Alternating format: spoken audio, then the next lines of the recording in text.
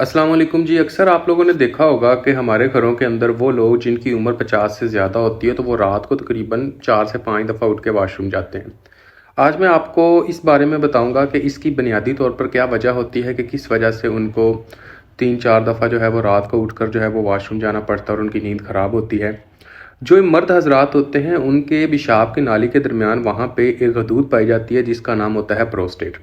अब इस गदूद का ये हिसाब होता है कि जैसे ही किसी भी इंसान की उम्र बढ़ती है तो उम्र बढ़ने के साथ साथ ये जो गदूद होती है इसका साइज़ भी बढ़ना शुरू हो जाता है। और अब वो लोग जिनकी उम्र 50 प्लस हो जाती है तो इनकी जो गदूद होती है इनका साइज़ जो होता है वो काफ़ी ज़्यादा हो जाता है। जब इसका साइज़ काफ़ी ज़्यादा हो जाता है तो वो पेशाब की नाली को एक तरह का कंप्रेस करती है जिसको हम कहते होते हैं यूरिथ्रा को कंप्रेस किया जाता है। जैसे ही पेशाब की नाली जो होती है वो कंप्रेस होती है तो इसके नतीजे में जो पेशाब होता है उसमें रुकावट महसूस होती है। और फिर जो मर्द हजरात होंगे जिनकी उम्र ज़्यादा होती होगी उनको पेशाब बार बार आता होगा। ज़्यादातर ये जो पेशाब है वो रात के वक्त बार बार उनको जो है वो परेशान करता है। और इस तरह होता है कि अभी थोड़ी देर पहले वो वॉशरूम करके आते ही हैं, जैसे वो बैठते हैं तो उनको दोबारा फिर यूरिन की जो है उसका एक विश पैदा होती है, एक अर्ज पैदा होती है जिसकी वजह से वो दोबारा फिर वॉशरूम जाते हैं।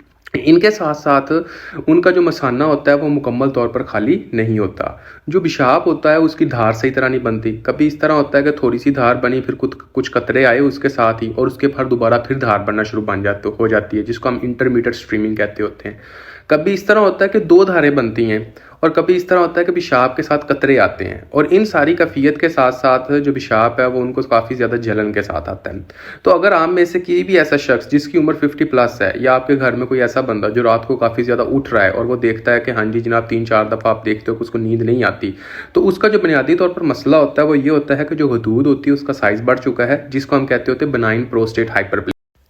अब अगर किसी भी शख्स को ये हो जाता है तो इसका आप कैसे अंदाज़ा लगा सकते हो कि ये वाकई बेनाइन प्रोस्टेट हाइपरप्लेजिया है कि नहीं है। तो इसके लिए आपने टेस्ट करना होता है। इसके लिए हम जो टेस्ट करते हैं, एक तो हम एज अ डॉक्टर खुद टेस्ट करते हैं जिसको हम कहते हैं DRE, उसको हम कहते हैं डिजिटल रेक्टल एग्जामिनेशन। ये बुनियादी तौर पर हम इस तरह कर सकते हैं देखने के लिए कि जो प्रोस्टेट वो कोई ज़्यादा सख्त तो नहीं है, वो उसकी शेप कैसी है, क्या हिसाब है, इवन तक के साइज़ का भी मेजर करना बन जाता होता है कभी कभी इससे। लेकिन आपने बुनियादी तौर पर इसको डिफ्रेंशिएट करना है कि कहीं ये कैंसर तो नहीं है, क्योंकि इतनी एज के अंदर कई बंदों को प्रोस्टेट का कैंसर भी हो सकता होता है जो कि खतरनाक चीज़ होती है। बेनाइन प्रोस्टेट हाइपरप्लेजिया खतरनाक इतनी चीज़ नहीं होती, ऑपरेशन के जरिए बंदा ठीक हो जाता होता है। अब देखें दूसरा आप जो टेस्ट करते होते हो वो होता है आपने अल्ट्रासाउंड करवाना होता है KUB विद प्रोस्टेट साइज। आपने कभी भी किसी भी डॉक्टर के पास जाना है, रेडियोलॉजिस्ट के पास, तो उस पर आपने कहना होता है कि आप इस तरह करें कि अल्ट्रासाउंड के अंदर जो मेरा प्रोस्टेट है जो दूध उसका साइज़ का भी कर दें कि उसका साइज़ कितना है।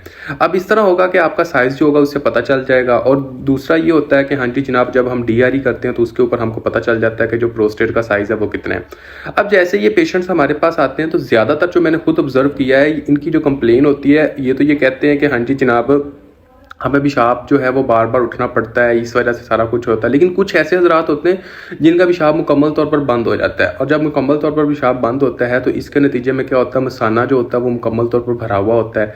तो ये आते हैं इमरजेंसी के अंदर, फिर हमें पेशाब की नाली लगाना पड़ती होती है। और रास्ता तंग होने की वजह से जो पेशाब की नाली वो भी बहुत मुश्किल से लगती होती है, 3-4 दफ़ा ट्राई करनी पड़ती होती है, फिर कहीं जाके ये लगती है।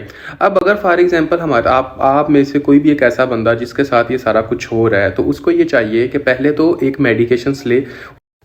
इस मकसद के लिए हम जो है वो जो मेडिसिन देते हैं उसको हम कहते हैं अल्फा ब्लॉकर, जिसको हम कहते हैं टेम्सोल के नाम से आती है। ये जो मेडिसिन होती है ये आपके स्मूथ मसल्स को रिलैक्स करती है और यूरिथ्रा के जो मसल्स होते हैं उनको भी रिलैक्स कर देती है, जिसकी वजह से जो बंदा होता है उसको यूरिन जो होता है वो आसानी से आना शुरू हो जाता है। बुनियादी तौर पर हम किसी भी पेशेंट को कहते हैं कि आप इस तरह करें कि ये 2 वीक तक ये आप मेडिसिन यूज़ करें। हो सकता है कि इससे आपके जो सिम्टम्स हैं वो ठीक हो जाएँ।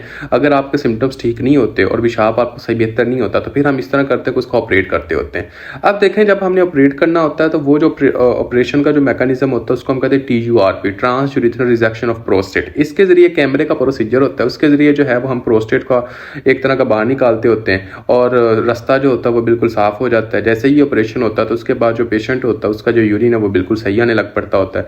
2 से 3 दिन के अंदर जो है वो, बल्कि 1 दिन के अंदर ही जो है वो पेशेंट जो होता है वो डिस्चार्ज होकर जनाब अपने घर आ सकता होता है। और इसमें जो है पेशेंट उसको खुद भी नहीं पता चलता कि हाँ जी जनाब उसका कोई ऑपरेट भी हुआ था, अगर आप किसी अच्छे सर्जन से ऑपरेट करवाते हो तो। और इसके साथ ये होता है कि अगर फॉर एग्जांपल आप ऑपरेट नहीं करवाते हो तो क्या हो सकता है? देखें, जैसे ही आपका जो प्रोस्टेट है वो साइज में फुल बढ़ जाएगा तो यूरिथ्रा को तो ब्लॉक कर देगा। पेशाब वाली नाली अब आगे से ब्लॉक हो गई है, तो जो पेशाब है वो कहाँ जाएगा? वो सारे का सारा मसाने के अंदर इकट्ठा होगा। मसाने के बाद ये कहाँ जाएगा? मसाने के बाद ये है जनाब अपने दोनों गुर्दों के अंदर इकट्ठा होना शुरू हो जाएगा। दोनों गुर्दों के अंदर पानी इकट्ठा होगा, जिसको हम कहते हैं बाइलेटरल हाइड्रोनेफ्रोसिस। इसकी वजह से क्या होता है कि गुर्दे जो है वो मुकम्मल तौर पर खराब हो सकते हैं।